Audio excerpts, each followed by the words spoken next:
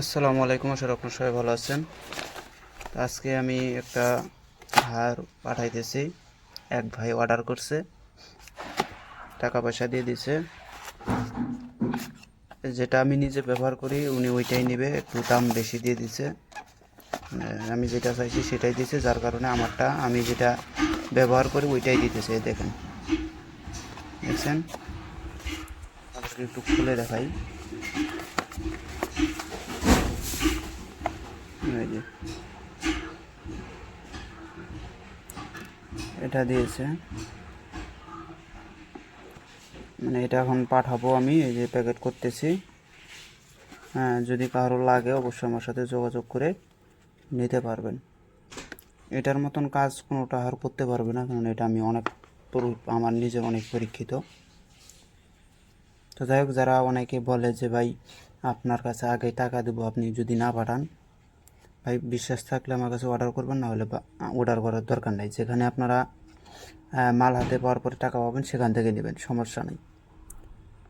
হ্যাঁ, যারা আমাকে চিনে জানে বুঝে তারা অবশ্যই আগেই টাকা দেয়।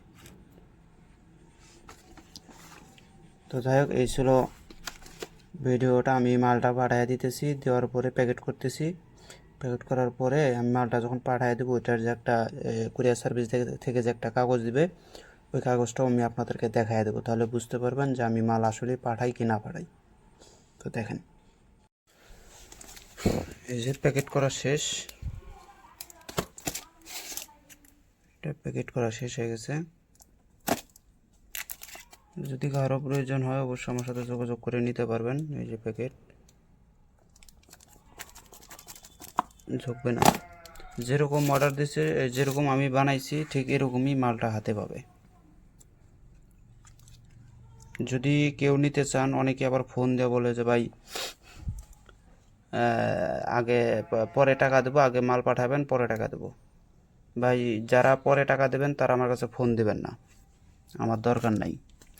আর যারা আমাকে বিশ্বাস করে আগে টাকা দেবে আমি তাদেরকেই মাল পাঠাবো।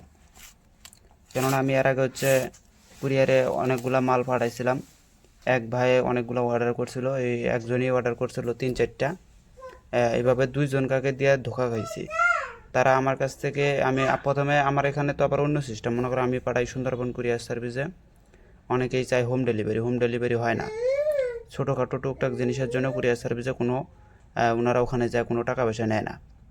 বড় কোনো কার্টুন বা বস্তা হইতো, সেক্ষেত্রে ওনারা ওখানে টাকা নিয়ে পরে মাল দিত। আর আমি কুরিয়ারে পাঠাই এই জন্যই সুন্দরবনে, কারণ ওখানে আমার চেনা পরিচয় লোক। এই জন্য করে আমি ওখান থেকে মালটা পাঠাই, যাতে সেফটি থাকে। আর অনেকেই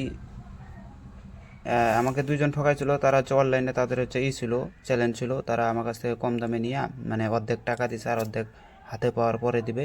তো আমিও বিশ্বাস করে দিছি। পরে আমার মাল হাতে পাওয়ার পরে আর ফোন দিলে ফোন ধরে না, ব্লক করে দিছে। এই জন্য করে আগে টাকা তারপরে মাল, অন্যথায় পাঠাবো না। থাক, তো সবাই ভালো থাকবেন। খোদা হাফেজ, আসসালামু আলাইকুম।